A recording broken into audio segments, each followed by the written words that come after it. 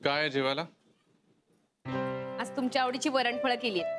अरे वा, वाट. आओ, मला जरा तुमच्याशी बोलायचं होतं उद्याबद्दल. हा, बोल ना. उद्या काय लक्षात आहे ना? काय आहे उद्या? आओ, मला खरंच आठवत नाहीये का उद्या काय ते. काय कॉन्फरन्स आहे माझी. कॉन्फरन्स? हो, लोणावळ्याला. म्हणजे उद्या तुम्ही लोणावळ्याला जाणार का? आता मीटिंग आणि कॉन्फरन्स लोणावळ्याला आहे म्हटल्यानंतर तिकडेच जाणार ना. आणि हा, 2 दिवस तिकडेच राहणार आहे मी.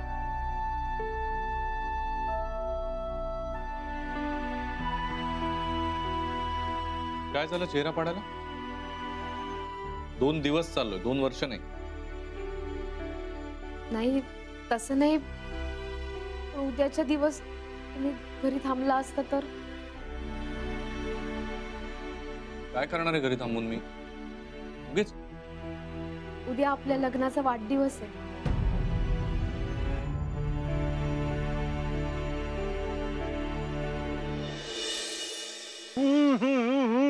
भैया क्या बात है, बहुत बढ़िया. आनंद सर. आनंद सर. आनंद सर, तुम्ही माझ्या बाजूने आहात का? मग तुम्ही मलाच गुरु सरांना जाऊन वेगळा प्लॅन सांगायला का सांगितलं?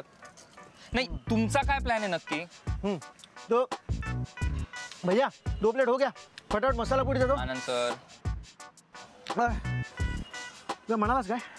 आनंद सर, तुमचा काय प्लॅन आहे नक्की? प्लॅन काय नाही, एक मसाला पुरी घेऊया. अजून भूक लागली तर अजून एक पाणीपुरी घेऊया. प्लॅन प्लॅन काय रे, तुला ते होते काय?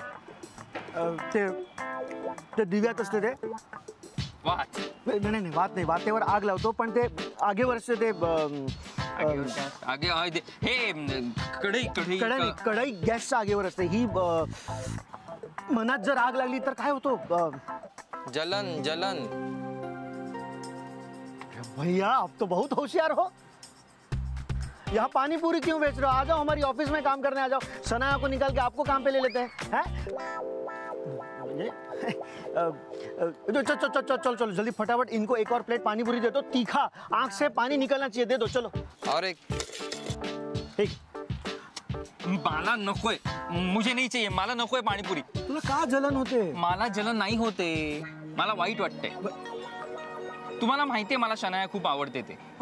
आणि तुम्ही मला आज गुरु सरांना जाऊन सांगायला सांगितलं की शनायाला आउटिंगला घेऊन जा म्हणून. वाईट नाही वाटणार आनंद सर?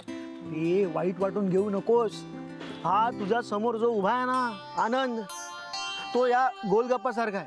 मतलब बाहर से तुझे पता ही नहीं चलेगा कि अंदर क्या क्या भरा हुआ है. हे बघ, उद्या गुरु जर शनाला घेऊन जात असला तरी पण तो तिथे जाऊन तिच्या बरोबर काहीही करू शकणार नाही. विचार का? कारण उद्या गुरु आणि राधिका बहिणीचं लग्नाचा वाढदिवस आहे. Wedding anniversary. काय सांगताय? हो. समजलं का? तू तुझं डोकं चालू नकोस, ते माझं काम आहे. तू तोंड चालव. अरे भैया इसको दो ना एक पानीपुरी. मना करता तो क्या हुआ? तीखा तो, आंख से पानी नहीं निकला तो पानीपुरी खाने का फायदा क्या? तुम्ही खा मग एक.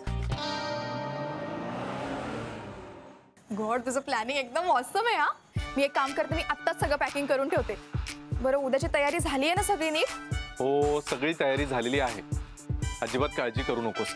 एकदा का कॉन्फरन्स आटपली की डायरेक्ट आपल्या स्पेशल स्वीट मध्ये. Oh God, this is so exciting. पण तुम्ही कॉन्फरन्स प्लीज लवकर संपवा. उगाच टाइमपास करू नका. अजिबात टेन्शन घेऊ नकोस, ते सगळं माझ्याकडे लागलं. ओके? हा,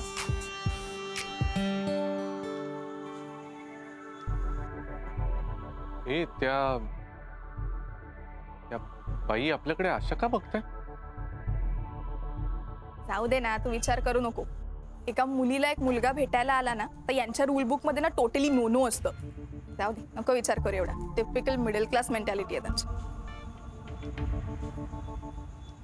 थांब. नमस्कार. अरे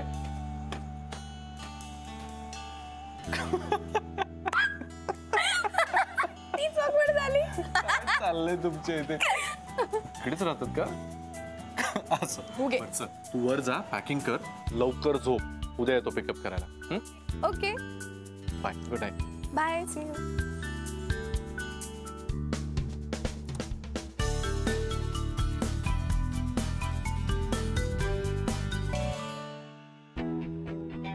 वाव शनाया 5 स्टार. म्हणून बॉयफ्रेंड असावा ना तर गॅरी सारखा. श्रेयस वगैरे सारख्या स्ट्रगलर्सच्या नादी लागून ना काही फायदा नाही. Shanaya your choice is absolutely right. Madhuri नानीजी माधुरी कोण हो?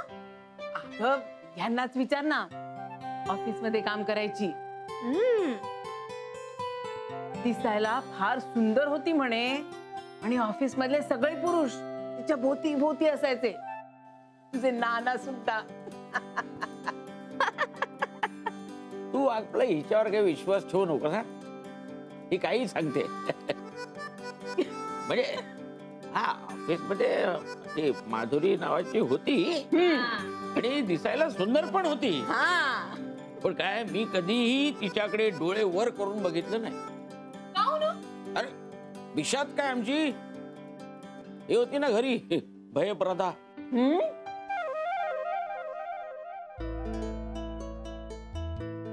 अच्छा मग का हो तुम्ही जर त्या माधुरीकडे कधी नजर वर करून सुद्धा पाहिलं नव्हतं तर तुम्हाला कसं कळलं की ती दिसायला सुंदर होती म्हणून? नाही, म्हणजे अगं, ती किती सुंदर असू दे ग पण आमच्यासाठी सुंदर आमची ही भयप्रदाच. अगं हीच आमची मधुबाला आणि हीच आमची माधुरी. हा आपलं ते माधुरी दीक्षित. हा नानाजी खूपच आहात तुम्ही तर. म्हणजे काय तुला सांगतो आमच्या वेळेला सुद्धा ऑफिस मध्ये स्त्रिया असायच्या पण त्यांच्याकडे पाहण्याचा दृष्टिकोन फार वेगळा होता. म्हणजे रिस्पेक्ट असायचा. आता बघा हल्ली सगळंच बिघडलंय. हो ना सगळंच बिघडलंय. मुलं बिघडली मुलीही बिघडल्या.